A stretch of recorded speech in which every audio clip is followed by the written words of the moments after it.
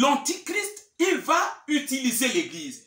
Autrement dit, dans le cas du dernier empire, le diable, il va se servir, si vous voulez, d'un autre levier qu'on appelle la fausse foi, qu'on appelle le faux culte, qu'on appelle la fausse religion, qu'on appelle ici, qu'on appelle la grande Babylone. Donc c'est pour vous dire que quand nous parlons du dernier empire, nous devons savoir, nous devons avoir dans notre esprit l'idée, allant dans le sens que cet empire, ce qu'on appelle empire ici, c'est la domination de Satan. Il va exercer son emprise sur les gens, mais au moyen de l'évangile.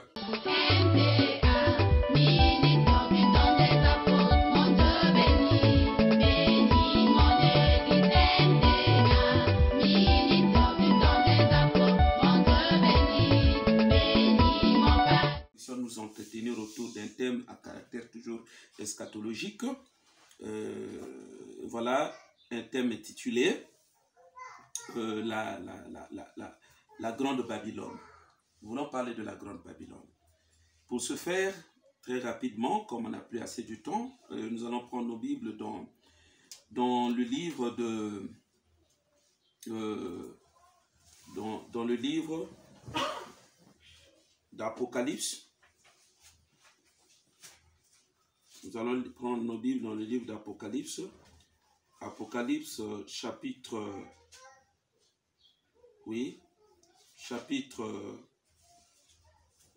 17.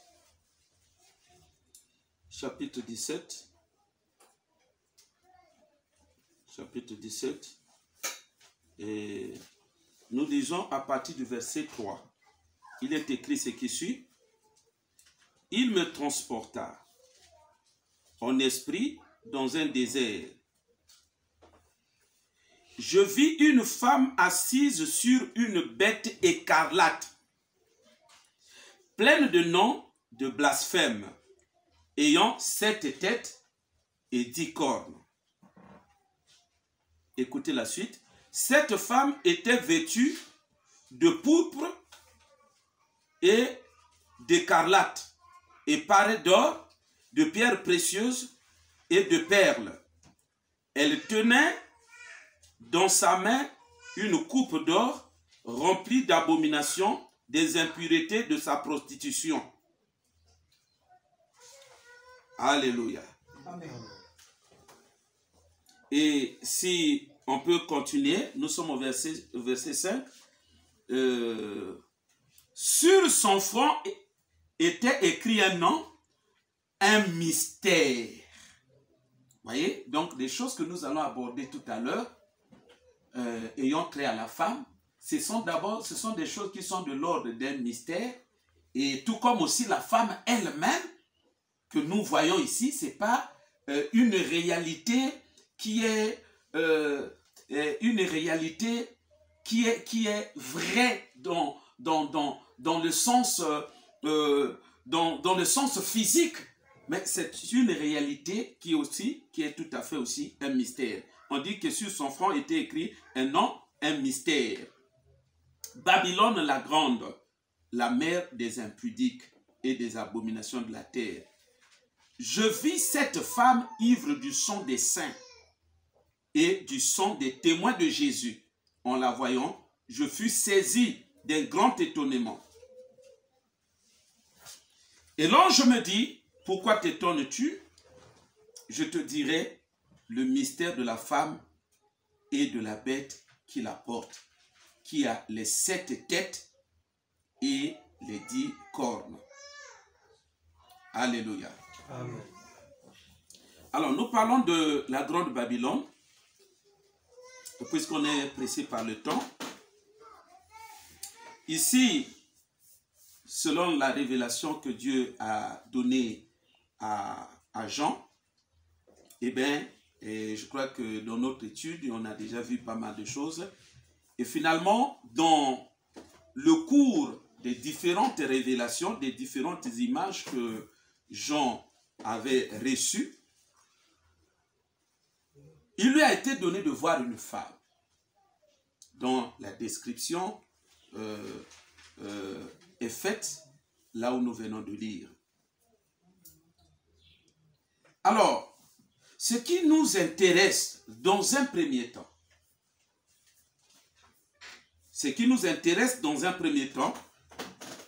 c'est notamment le verset 3. Là où en effet il est écrit, il me transporta en esprit dans un désert et je vis une femme assise sur une bête écarlate, pleine de noms de blasphème, ayant 7 têtes et 10 cornes. Donc ici, l'image met en exergue 2 entités. D'un côté, on nous parle de la femme, de l'autre côté, on nous parle de la fameuse bête. On nous parle, on revient toujours sur la même bête que nous avons, n'est-ce pas, dans le chapitre 13, nous parle. La même bête qui est représentée également au niveau de la statue que Nabuchodonosor avait vue. Et notamment en ce qui concerne le dernier empire. Donc la bête dont il est question ici, ça fait renvoi au dernier empire selon la configuration des choses qui a été que Dieu avait montré à Nabuchodonosor sous la forme de statue. Et donc la bête dont on nous parle ici, ça correspond à la partie des pieds. Donc vous comprenez qu'il s'agit ici, la bête dont on nous parle ici, il y a 2 façons de voir des choses, 2 façons de l'interpréter. En même temps, elle représente l'empire, le dernier empire, qui, si on se réfère à la statue de Nabuchodonosor, est représentée par les pieds. Donc la même bête représente aussi bien les pieds, aussi bien l'empire, le dernier empire, que le personnage qui, le leader suprême, qui est appelé leader politique suprême, leader politique mondial, le grand dictateur que le monde n'ait jamais connu, qui sera la tête de cet empire-là. Donc je crois que ça, c'est un détail très important. Quand on parle de la bête ici, il faut avoir cette souplesse-là, cette souplesse acrobatique de voir des choses tantôt sous l'angle de lui-même, le leader de l'empire, et tout comme aussi parfois sous l'angle de l'empire lui-même.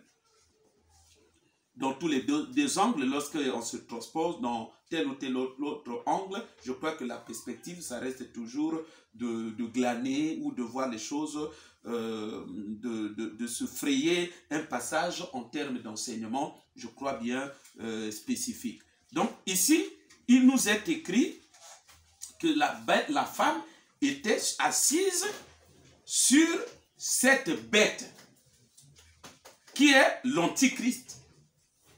Ou encore, si on peut dire ça comme ça, qui est le dernier empire. Et je crois qu'à ce niveau, il y a un enseignement très important pour nous les chrétiens à tirer à travers cette image. Parce que cette image n'est en fait qu'une allégorie. Une allégorie, en fait, une image beaucoup communicatrice. Une image beaucoup pédagogique. Une image au-dedans de laquelle Dieu a renfermé, Dieu a logé un certain nombre d'enseignements. Et alors, beaucoup d'enseignements. Maintenant, le problème est que nous devons avoir une certaine prédisposition spirituelle, c'est-à-dire en termes de notre esprit, avoir une certaine capacité, une certaine faculté venant de Dieu, faculté insufflée par l'Esprit de Dieu pour être à mesure de disséquer cette réalité spirituelle, de disséquer cette image pour en soutirer évidemment, des ingrédients, on soutiré des enseignements, des notions assez indispensables pour notre foi. Donc, on parle de cette femme, de cette image, et comme je l'ai dit, elle est sujette à beaucoup d'enseignements. Ce que nous voulons ici soutirer comme enseignement, d'emblée, ça se rapporte à ce que nous avons eu déjà l'occasion de dire ici. Et même, je pense que c'est le sujet que je suis en train de développer ces derniers temps au niveau de l'émission à la radio. Comme pour dire, voyez la composition. Cette image nous met en exergue ici. Ça nous balance. Ça nous traduit. Ça nous reflète. Si vous voulez, la composition, la configuration même du dernier empire. Ou encore, ça nous traduit le spécimen, la substance, la maquette, la vision que la vision de la gestion de l'empire que l'Antichrist va monter. La vision que lui va exécuter dans le cadre de conduire, de gérer son empire. C'est une vision qui est hybride. Pour dire, en d'autres termes, le dernier empire, c'est un empire qui est fait d'un département. C'est un empire qui va évoluer en synergie. Un empire qui aura un bras séculier, un bras ecclésiastique. Un empire, n'oublions pas que, par définition, si on se réfère toujours à l'image des pieds, on nous dit que la statue, notamment au niveau des pieds, les pieds étaient faits d'un côté de fer, de l'autre côté de l'argile, ce qui traduit l'esprit du mélange. Effectivement, nous retrouvons le même mélange ici. Comme pour dire, le dernier empire, c'est un empire qui aura deux facettes. C'est un empire dont le leader va travailler en association avec le bras de l'Église. Quelqu'un d'autre peut me poser la question, comment ça? Qu'est-ce qui le définit? Qu'est-ce qui le prouve? Qu'est-ce qui nous amène à penser que cette femme représente l'Église? Je crois que pour ça, il y a beaucoup de versets. Déjà, la suite nous le dit. On nous dit que cette femme était vêtue de pourpre, de pourpre, d'écarlate, parée d'or, de pierres précieuses, de perles, et tenait dans sa coupe d'or remplie d'abominations et des impuretés de sa prostitution. La prostitution dont on parle ici, c'est une prostitution spirituelle. C'est une prostitution spirituelle. Donc c'est pour dire que cette femme, ça représente une entité qui est à la base. Ça représente une entité dont son mode de vie est fondé sur la prostitution, mais alors une prostitution spirituelle.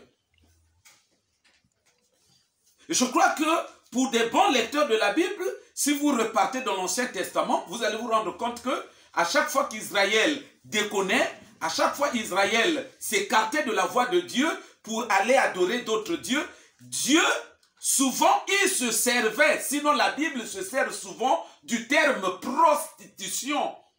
Donc c'est pour dire que le dernier empire, dans sa composition, dans sa façon de faire, va marcher avec le côté religieux, aura un autre bras qui va l'aider à atteindre ses objectifs, et alors c'est le bras religieux. Voilà pourquoi, si vous revenez dans Apocalypse chapitre 13, à partir du verset 11, vous allez voir que, et là on nous parle du collaborateur de l'Antichrist. Donc, et là on nous parle encore, on nous donne une image superposée de la configuration toujours de cet empire. C'est un empire qui va travailler essentiellement avec l'Église, avec le bras de l'Église.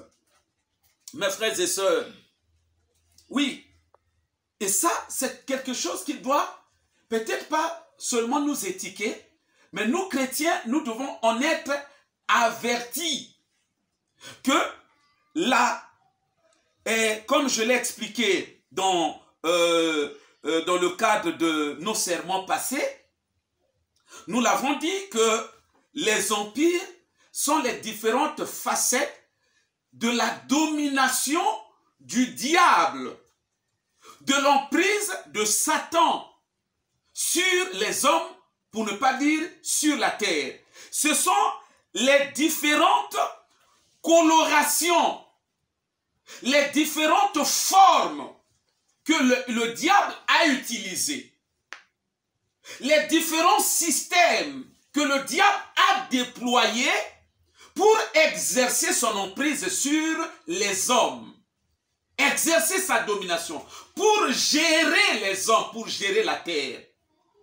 Donc, on peut dire, du temps de, comment on appelle ça, depuis une certaine époque de l'histoire de l'humanité jusqu'à nos jours, il était prévu.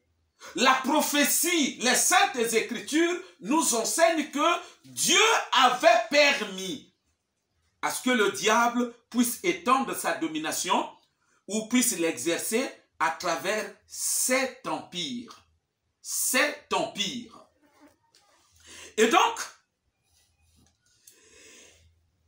le dernier empire étant l'empire que nous sommes, dont nous parlons, à savoir l'empire de l'Antichrist, dont la description nous est faite là où nous venons de lire, mais seulement s'il faut revenir sur l'approche selon laquelle c'est le diable qui est à la manœuvre, eh bien, on pourra dire, dans le cadre du dernier empire, la configuration de la vision que le diable a mise en place pour mettre en musique, dans le cadre justement d'exercer sa domination sur les hommes, dans le cadre de gérer, dans le cadre de manipuler, dans le cadre de prendre les hommes, n'est-ce pas, de les mettre à sa cause,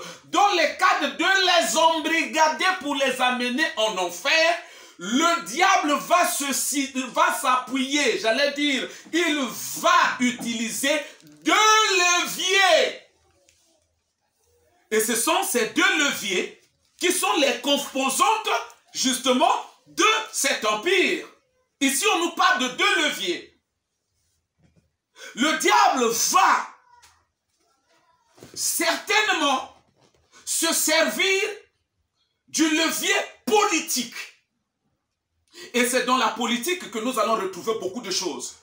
Parce que c'est la politique qui va définir les autres, comment on appelle ça, les autres départements que nous avons énumérés dans le cadre toujours de cet aspect des choses que nous avons abordé au niveau de la radio. Donc c'est la politique. Tout est, si vous voulez, tout est comme logé, tout est comme si vous voulez, logé dans le cadre de la politique. Voilà pourquoi on fait ressortir l'aspect politique et l'aspect religieux. Donc, il y a le levier religieux. Donc, c'est pour dire que un des compartiments du dernier empire est fait de la stratégie, de la ruse que le diable va utiliser. Que le diable va utiliser, comme qui dirait, pour prendre les gens dans le piège du faux culte. Donc c'est une autre facette, un autre levier que le diable va utiliser pour broyer l'humanité, pour exercer, n'est-ce pas, son emprise. Je crois que ce que nous sommes en train de dire, la Bible nous l'enseigne, je crois bien, très clairement même d'ailleurs, que l'Antichrist, pour parvenir à exercer son emprise sur les hommes, en son temps, n'est-ce pas? C'est-à-dire quand il va prendre les rênes de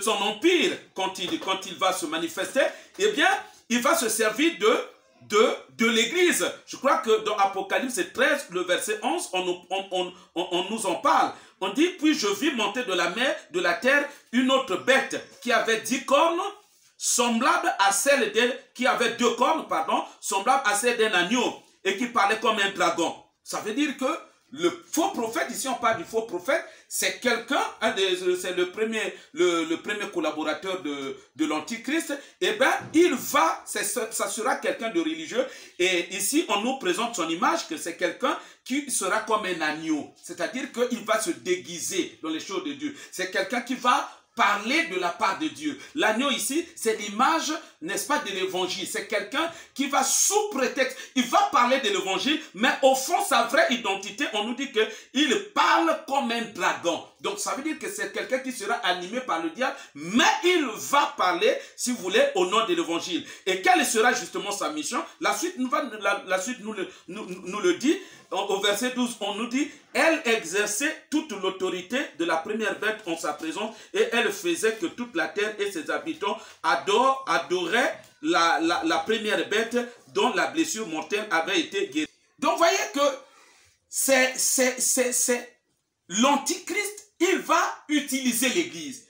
Autrement dit, dans le cas du dernier empire, le diable, il va se servir, si vous voulez, d'un autre levier qu'on appelle la fausse foi, qu'on appelle le faux culte, qu'on appelle la fausse religion, qu'on appelle qu'on appelle la grande Babylone. Donc c'est pour vous dire que quand nous parlons du dernier empire, nous devons savoir, nous devons avoir dans notre esprit l'idée allant dans le sens que cet empire, ce qu'on appelle empire ici, c'est la domination de Satan. Il va exercer son emprise sur les gens, mais au moyen de l'évangile. Il va se servir d'un évangile, si vous voulez, peut-être pas tronqué, mais d'un évangile truqué pour séduire et pour dominer, pour séduire, pour exercer son emprise.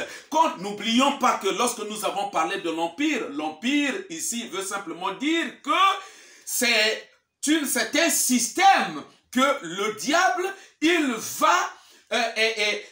va mettre en place. Parce que le but de Satan, quand on parle de l'empire, c'est simplement regrouper les hommes, c'est-à-dire réunir les hommes et faire constituer, si vous voulez, peut-être pas une base, mais constituer un peuple. C'est ce qu'on appelle empire ici. C'est vrai que ça implique aussi la dimension du territoire, mais nous sommes dans le contexte des choses spirituelles. Satan, c'est un maître spirituel. Satan, c'est un leader spirituel. Satan, c'est un chef spirituel. Donc, c'est quelqu'un qui, dans sa motivation, son intention première, c'est c'est constituer un empire spirituel. Mais comme nous sommes dans le cadre, n'est-ce pas, des humains, c'est là où l'empire, certes, il sera toujours spirituel, mais étant donné que c'est un empire d'humains, et c'est là où nous allons voir aussi l'empire prendre une forme humaine. Étant donné que les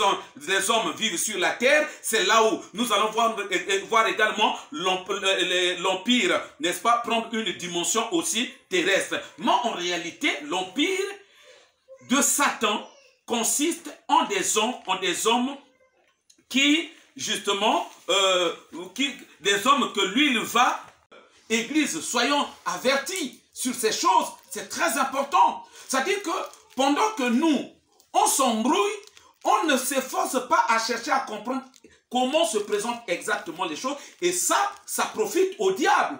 Ça profite au diable, parce que lui, son royaume, il est constitué du côté religieux. Du côté religieux. C'est-à-dire qu'il y a des hommes, puisque nous disons que l'empire est constitué des hommes, donc il y a des hommes que lui est en train de séduire pour faire partie de son empire. Mais seulement, vu que c'est des hommes qui ont une prédisposition, c'est des hommes qui ont embrassé la foi, c'est des hommes qui professent la foi. Et qu'est-ce que lui il fait? C'est là où nous revenons sur le verset que le frère a donné tout à l'heure. Lui aussi, il s'est déguisé. Il a pris la forme de l'église. Mais il reste toujours dans sa logique de constituer son empire. Son empire ici, ça veut dire ces derniers, c'est-à-dire les prisonniers des temps de la fin. Parce que les différents empires passés, ce sont les différentes facettes de sa domination, c'est-à-dire des gens que lui l'a fait prisonnier sur la terre. Si hier il a exercé une telle stratégie ou un tel mode opératoire pour assujettir l'humanité, parce que le diable, voyez qu'on le veuille ou pas, son but c'est faire des prisonniers, son but c'est faire des esclaves. Si hier il avait agi de telle façon ou telle autre façon, aujourd'hui, le système, les leviers que lui l'a jugé, que lui l'a prévu, que lui l'a mentionné, que lui l'a arrêté, que lui il a calé dans sa vision, dans son projet de société, si on puisse s'exprimer de la sorte, aujourd'hui, les composantes de sa politique pour faire des victimes, eh bien, consiste justement en la branche politique, mais consiste aussi en la grande Babylone. Donc ça devient comme la deuxième chambre de son empire. Donc s'il y a des gens qui sont dans son empire, oui, s'il y a des gens qui sont dans son empire, que lui parvient à loger dans son empire, il y a aussi des gens que lui il parvient à le faire via son bras religieux. Donc il utilise, c'est comme il a deux bras. Il utilise la politique pour ramener les gens dans son empire. Il utilise aussi le côté religieux pour ramener les gens dans son empire. Tout en sachant que le but final, c'est amener tous ces gens-là en enfer un jour. Donc, il faut que nous ayons une lucidité assez développée pour voir comment on appelle ça, le diable dans ses derniers retranchements en termes de déguisement, en termes de manipulation. Nous devons être à mesure de savoir que le voilà, il est là. Il est là en train de passer. On doit être à mesure. La Bible déclare, on dit, ne mettez pas foi à tout esprit. Pourquoi? Parce que dans 1 Timothée, chapitre 4, verset 1, on dit, dans les derniers temps, les gens abandonneront la foi pour s'attacher à des doctrines des démons. Donc le diable sait, pour faire des victimes, je ne dois pas seulement m'atteler à la politique. Qu'est-ce que lui il a fait? Puisque lui, Et d'ailleurs, quand nous lisons, là où nous étions en train de lire, on nous parle de la bête. On nous dit quelque part que c'est au verset 6. Comment on appelle ça? Et je vis cette femme ivre du sang des saints. Voyez-vous? Donc, comme le but de Satan, c'est gagner l'humanité tout entière. C'est-à-dire, quand nous parlons du dernier empire, la dernière dispensation du règne du diable sur la terre, avant justement que n'arrive l'enfer, l'endroit que dont il sait pertinemment que c'est son dernier, c'est sa demeure finale, et ça le diable le sait. Et voilà pourquoi avant que ce moment n'arrive, sachant qu'il lui reste peu de temps, le but, il veut gagner l'humanité tout entière à sa cause. C'est ça le but. Voilà pourquoi c'est vrai que dans le cadre des non-croyants, ce sont des gens qui sont d'une manière, disons que d'une manière totale, tous les incroyants ils constituent son empire. C'est des gens qui sont ses esclaves, c'est des gens que lui, sur lesquels lui il exerce déjà son emprise. Ce sont des gens que lui il est parvenu déjà à aveugler, des gens que lui il a enchaîné comme ça avec des liens de l'ignorance pour les conduire en enfer. Ça c'est déjà, on peut dire que c'est entre guillemets une chasse gardée du diable. Ce sont des gens que lui, des victimes que lui il est parvenu déjà à faire, à enchaîner, à embarquer dans son train pour aller en enfer. Ça c'est déjà un acquis pour lui. Mais il y a une catégorie de gens, le diable, il a certainement, il a remarqué qu'il y a une catégorie de gens qui ne sont pas dans son train pour aller en enfer.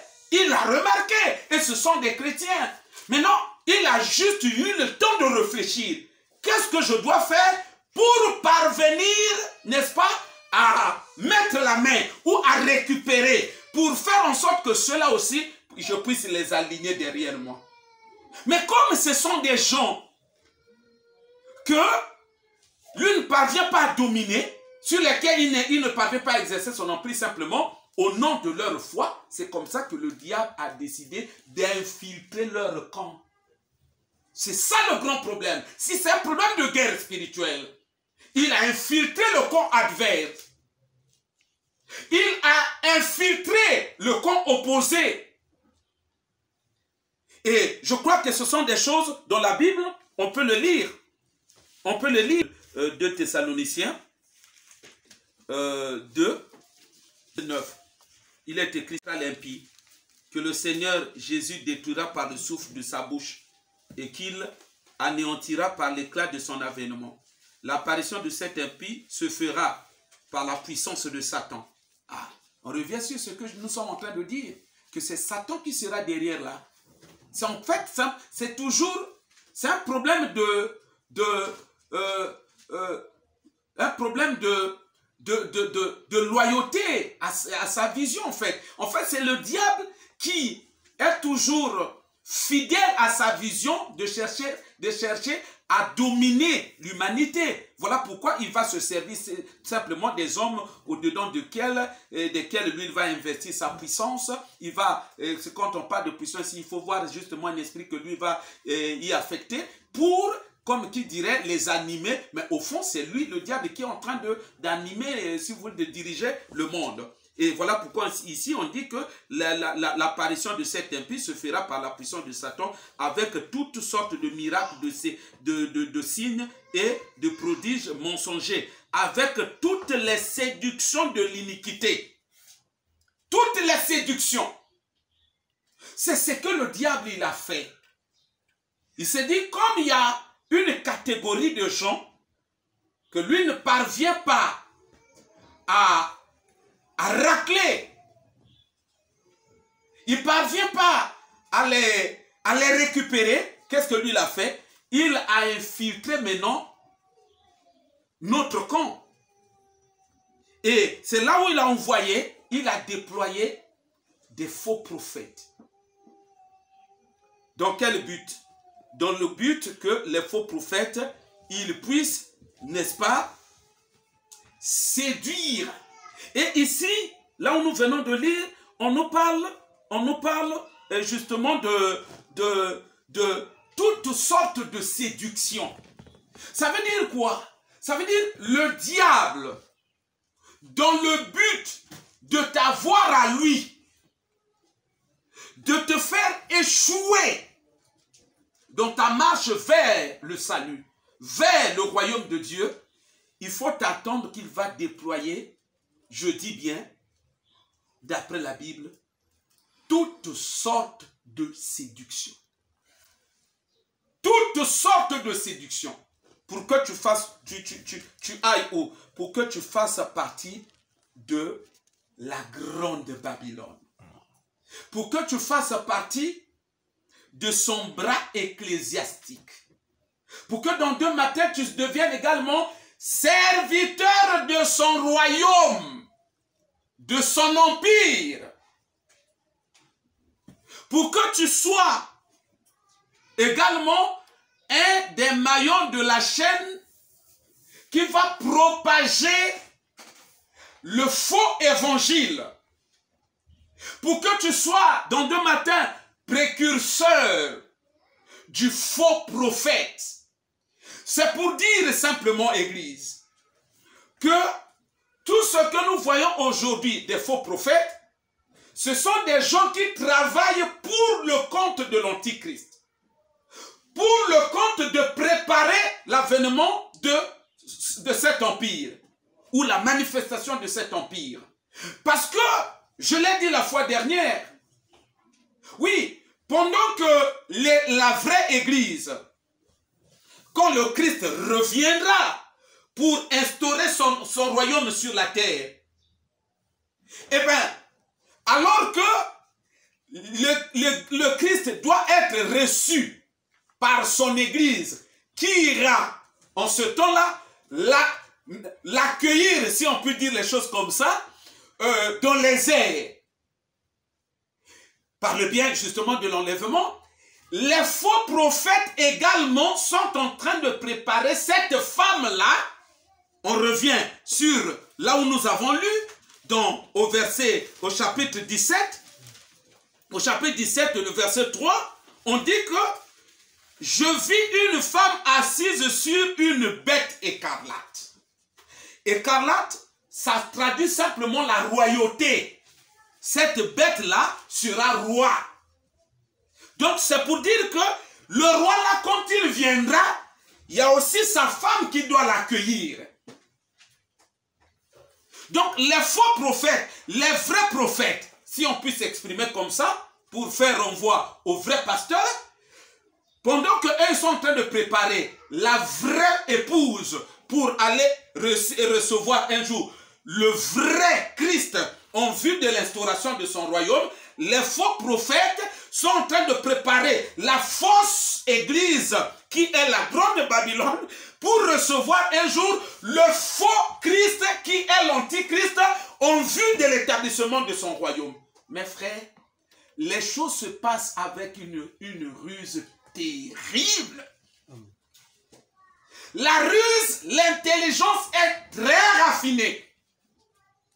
Mais souvenez-vous que Paul, nous avons lu ce verset avec vous. Paul, il parle du mystère de l'iniquité qui agit déjà. Ça veut dire quoi? Ça veut dire que les choses sont raffinées de telle sorte que si vous n'avez pas une lucidité importante, vous n'allez pas voir passer le diable. Vous n'allez pas décerner, j'allais dire, vous n'allez pas discerner et même déceler justement les machinations, les gesticulations.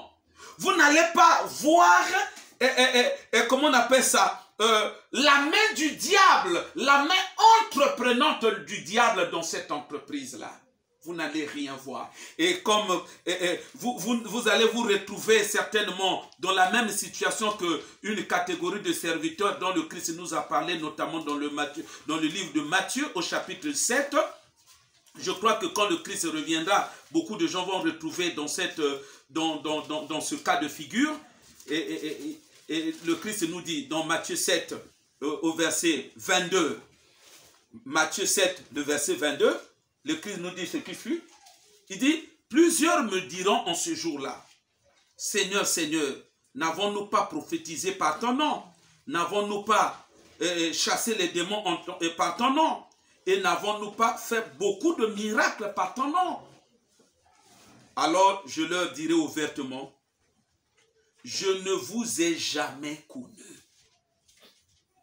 Je ne vous ai jamais connu. Retirez-vous de moi, vous qui commettez l'iniquité. C'est-à-dire quoi? Vous qui étiez au service de l'iniquité. L'iniquité, c'est la fausse église.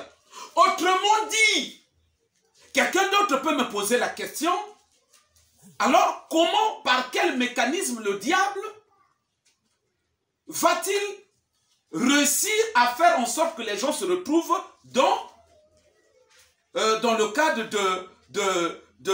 de cette église inique, dans le cadre de la grande Babylone? Mais le mécanisme, il est simple. Le mécanisme consiste non pas à te retirer totalement des choses de Dieu. En tout cas, ne vous attendez pas au diable pour faire pareille chose. Il sait que ta conscience est déjà née de nouveau. C'est-à-dire que tu as une conscience qui est marquée par le goût des choses de Dieu.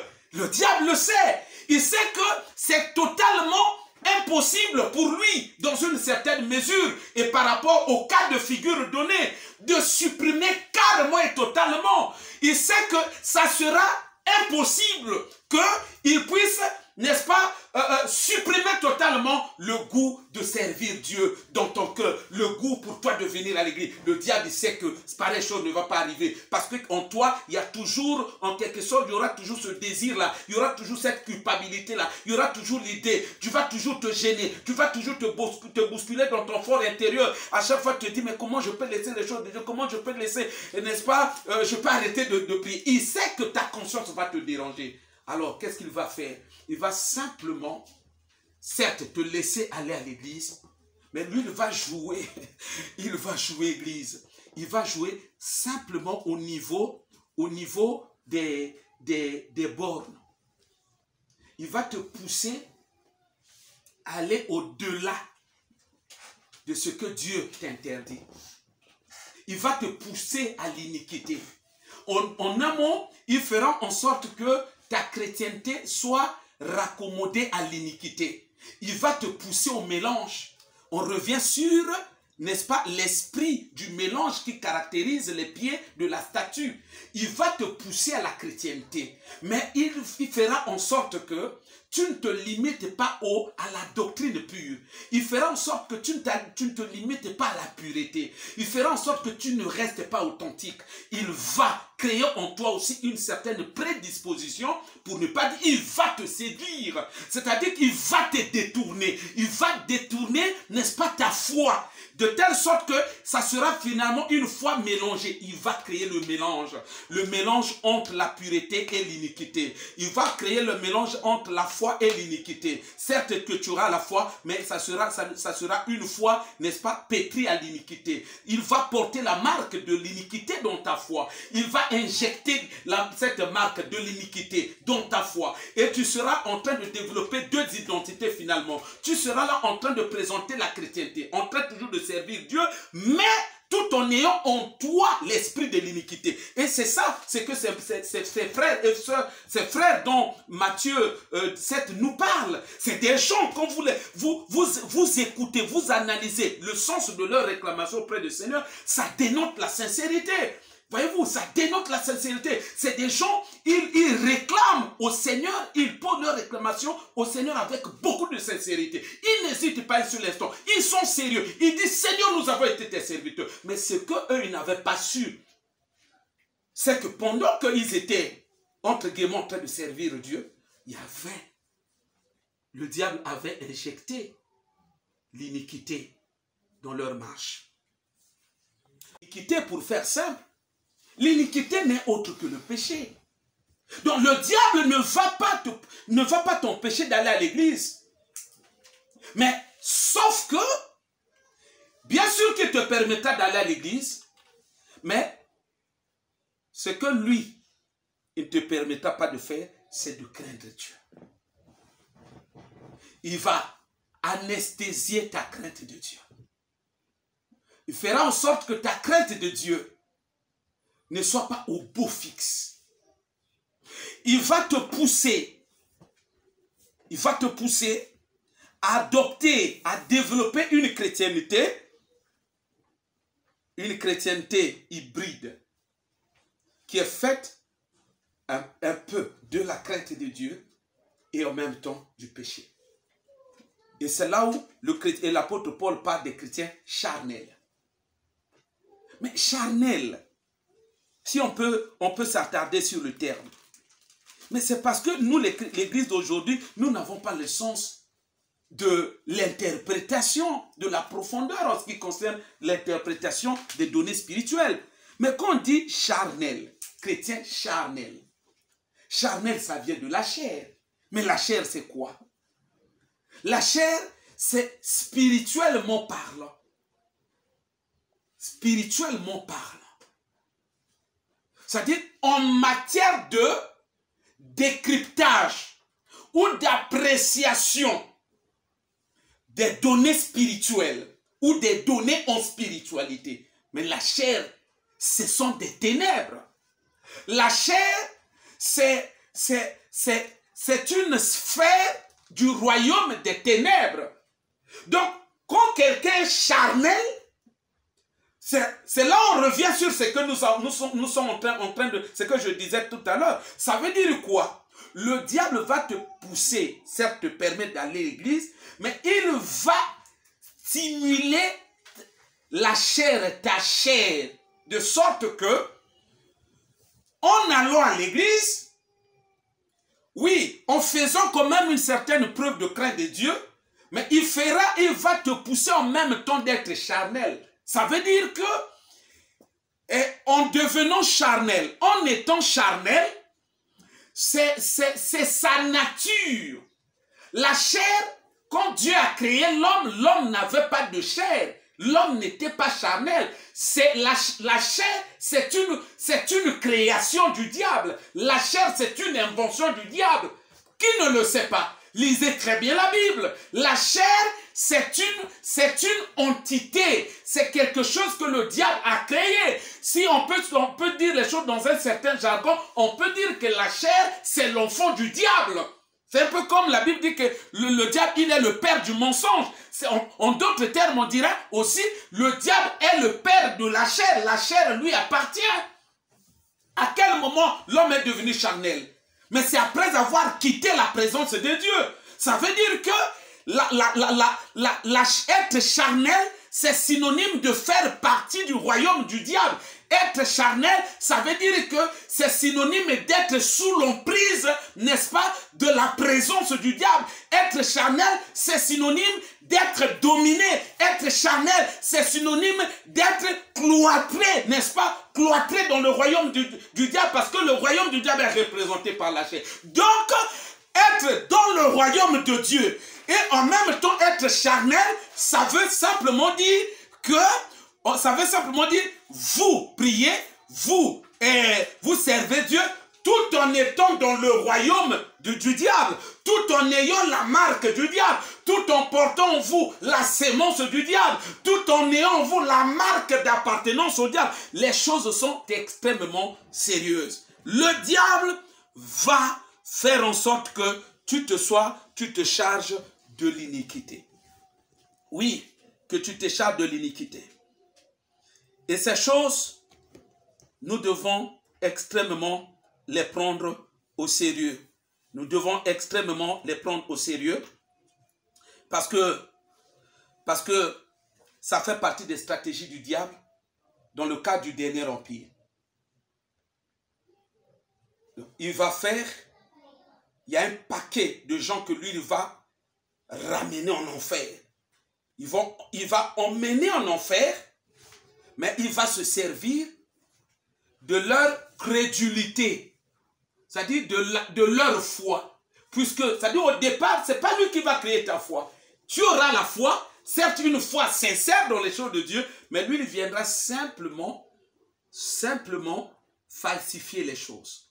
Tu vas continuer à avoir la même Bible, le même pasteur, toujours servant Dieu, mais il va falsifier. C'est-à-dire, dans ce auquel tu croyais, lui, il va injecter aussi le mal. C'est-à-dire, il va injecter en toi l'élan. Voilà, l'élan. Il va créer en toi l'élan de faire le mal et de trouver que c'est normal dans les choses de Dieu. Et tu vas te retrouver dans une situation en même temps de prier et en même temps de pratiquer le mal. Voilà pourquoi, quelque part, l'apôtre Jean a dit, tous ceux qui se réclament du Seigneur, ils doivent faire quoi? Ils doivent s'écarter du mal. Pierre également a dit la même chose. Parce que le mal, c'est le symbole de l'iniquité. Le mal, c'est le symbole du dernier empire. Voilà pourquoi vous voyez que dans le cas du dernier empire, le mal est en train de se faire comment on appelle ça, grandeur nature. Et même l'apôtre Paul l'a dit dans les derniers temps, et quand il cite les catégories des gens, vous voyez que vous faites l'étude, c'est des gens qui seront animés par l'esprit du mal. Donc ici, la grande Babylone, c'est l'ensemble des chrétiens, des croyants que le diable va parvenir à séduire. Il va parvenir à séduire, à dérouter de le vrai chemin du salut. Ce n'est pas qu'il va forcément te changer d'église. Certes que dans certains cas, il va parvenir à détourner les gens de leur église pour les amener carrément dans de fausses églises. Mais dans d'autres cas, il ne va pas le faire. Parce que, rassurez-vous qu'un des signes comment on appelle ça, du temps de la fin, c'est l'apostasie. Or, l'apostasie, c'est l'abandon de la vraie foi. Donc, c'est ce que le diable, c'est en d'autres termes, pour faire encore simple, le dernier empire, c'est l'empire des apostats. C'est l'empire des apostats. C'est-à-dire, ce qu'on appelle empire, ça veut, en d'autres termes, voyez-vous, en d'autres termes, là, nous sommes dans le cadre de la définition, ce n'est qu'une entité gigantesque. C'est ça l'empire.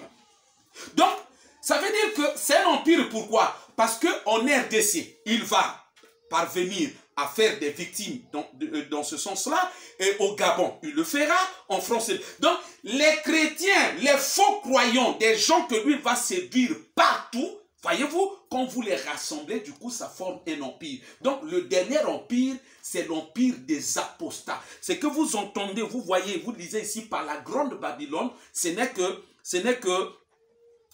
un compartiment de l'empire. Donc, on peut parler de l'empire religieux. On peut parler de l'empire religieux de Satan, mais qui fera partie du dernier empire. Donc, le dernier empire, si on peut encore dire les choses dans le sens d'aller toujours, de chercher toujours à simplifier des choses, on va dire que dans le cas du dernier empire, Satan va souffler un esprit puissant d'égarement, un esprit puissant d'erreur, un esprit puissant d'apostasie. Les gens, ou encore un esprit puissant de faire du mal. C'est-à-dire que, puisqu'il sait qu'il maîtrise bien les bornes établies par Dieu dans le cadre de la chrétienté, lui, il va s'arranger à faire en sorte qu'il fasse introduire le mal dans la chrétienté. Il fera en sorte que, comme il sait que attaquer chaque chrétien, un chrétien, un à un, il sait que c'est difficile. Qu'est-ce que lui il fera? Dans certains cas, ce sont des prédicateurs que lui il gagne. Et il va maintenant les inspirer à pousser, non, à prêcher l'erreur, à prêcher l'apostasie.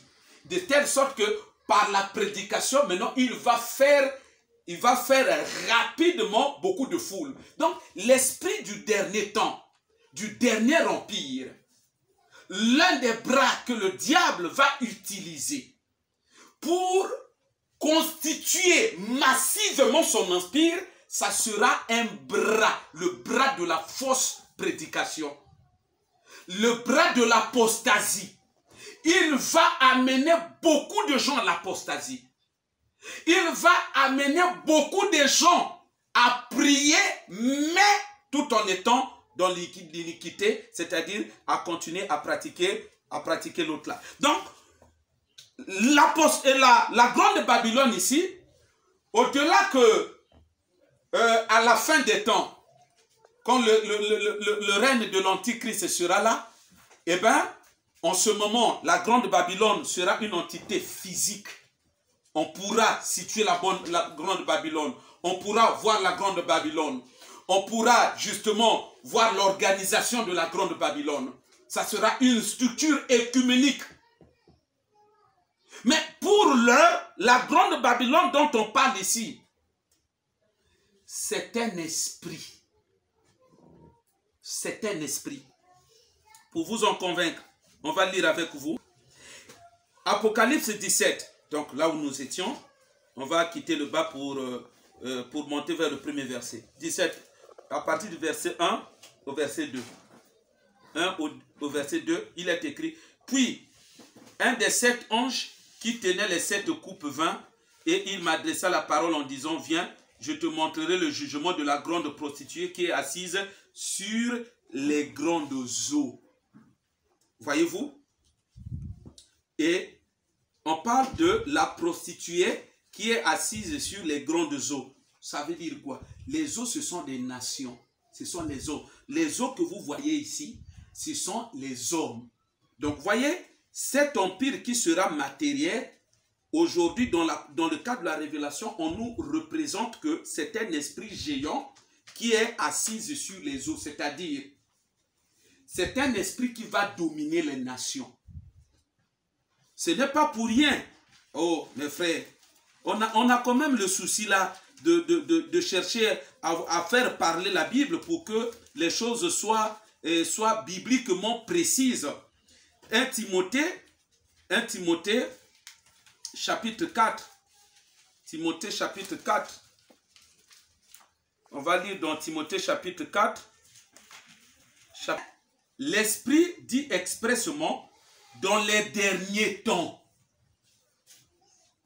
quelques-uns abandonneront la foi pour s'attacher à des esprits séducteurs. C'est de ça que nous sommes en train de parler. Vous voyez que des esprits séducteurs, il y aura des esprits séducteurs dans les derniers temps. Et à des doctrines des démons. Donc c'est ce que nous sommes en train de dire. Ce qu'on appelle séduction ici, des esprits de tromperie. Des esprits qui vont tromper. À ce moment-là, les esprits pourront s'incarner dans les prédicateurs pour tromper les gens. Tout comme aussi individuellement, tu pourras être là pendant que tu médites parce que tu as eu un problème à l'église. Tu as eu un différend avec un bien-aimé, tu médites à la maison. Il y a eu un raisonnement qui surgit, un raisonnement qui tombe dans la tête. Je dois abandonner, je dois quitter ce département, je dois faire ceci, je dois... Dans tout ça, tu peux penser que c'est ta propre pensée, tu as réfléchi, tu as raisonné. Mais au fond, ce sont des esprits séducteurs. Séducteurs veut dire des esprits mensongers qui vont tromper la vigilance des gens pour qu'ils s'écartent. On dit les gens abandonneront la foi. C'est-à-dire qu'ils s'écartent des vraies limites de la foi. Pour certes continuer à prier, mais en dehors. Autrement dit, ils vont mal prier. L'iniquité, c'est prier mal. Et combien sont dans cette situation dans nos églises? Des gens qui prient, des gens qui prétendent servir Dieu, mais ils servent Dieu mal. Ils ne sont pas intègres dans leur manière de servir Dieu. Ils ne sont pas justes. Ils ne craignent pas Dieu. Ils ne marchent pas selon la vérité. Des gens continuant à mentir, des gens, n'est-ce pas, continuant à calomnier, à marcher dans la médisance, à marcher dans l'impudicité, à marcher dans l'adultère, à marcher dans le vol, à marcher... Combien y a-t-il dans nos églises?